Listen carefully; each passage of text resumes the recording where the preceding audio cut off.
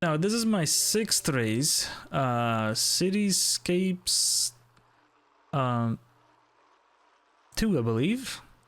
Just missed it. It was right there. So I had won one race in category D. Then I done 2nd place.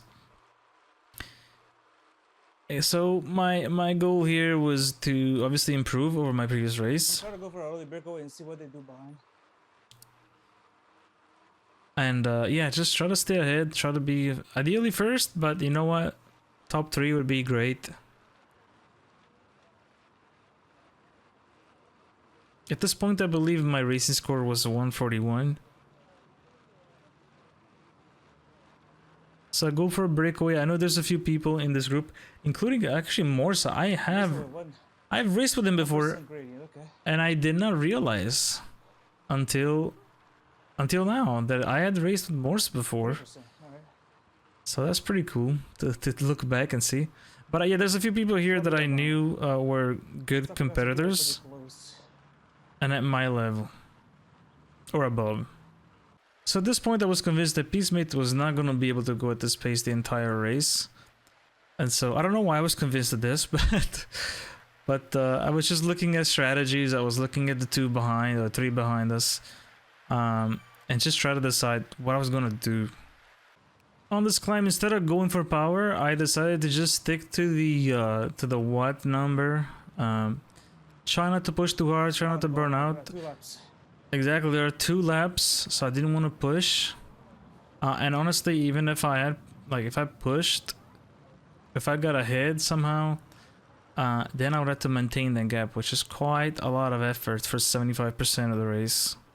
So I see Peacemate pushing. Why are you killing yourself? Exactly, I decided not to go for it. I decided, you know what, I'm gonna stick back and see what to do. And I was convinced that Peacemate was going to regret that. I mean, to be fair, 75% of the race by yourself is quite a massive feat. It is not easy.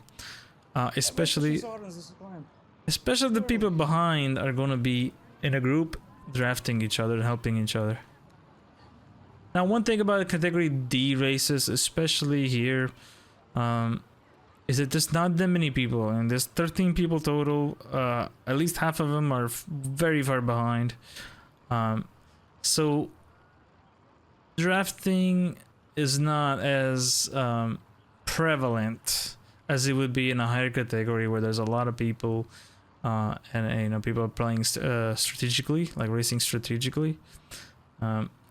So it's kind of like, okay, should I go for a breakaway? Should I stick with him that's doing the breakaway?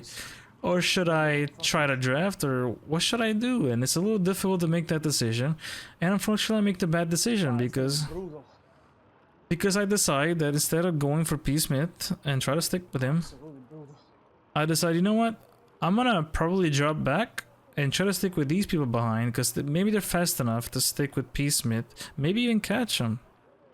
So we're at the end of lap 1, and I'm still undecided what I'm gonna do. Am I gonna stick with Peacemate? Am I gonna go back and try to draft? Still undecided. What a absolutely awful ending. And that is my reaction to seeing this climb at the end. I was not ready for it. Wow, this is bad. You better be having a lot of speed coming up here. This is where I decide to stick with the group behind, and not really decide, honestly. It's just I didn't build speed because I didn't know there was a climb like this, and I just like end up with the group behind, and it's like, okay, yep, guess I've decided that's what I'm gonna do. So I started drafting with this group, and I was wrong. I was not drafting. I was the one giving draft. Because if I wasn't, they were going too slow, and there's no way we'd have caught up with Peacemate that was continuing to push, differently from what I believed. Yeah, I mean, massive props to Peacemate for actually breaking away and sticking with it. I mean, that was quite a bit of effort. And very quickly I realized that going back to this group was a bad idea. So on this climb here, right about halfway through the second lap, I decided that I was not going to stick with this group. They're going too slow. There's no way I would have caught up with P. Smith if I stayed with this group.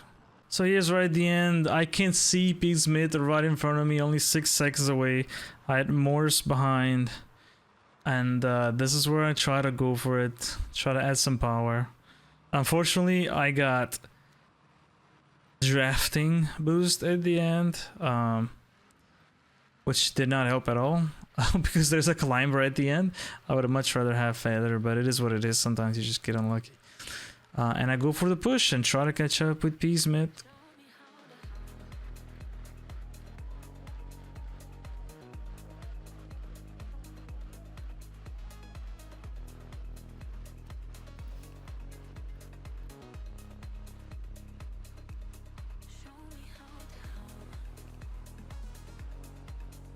And here's the last climb with the finish line. And P. Smith right there, right next to me. Yeah, unfortunately not enough. I made that big mistake of dropping back, and also the big mistake in the first lap to not take this climb going fast. And here's me in pain.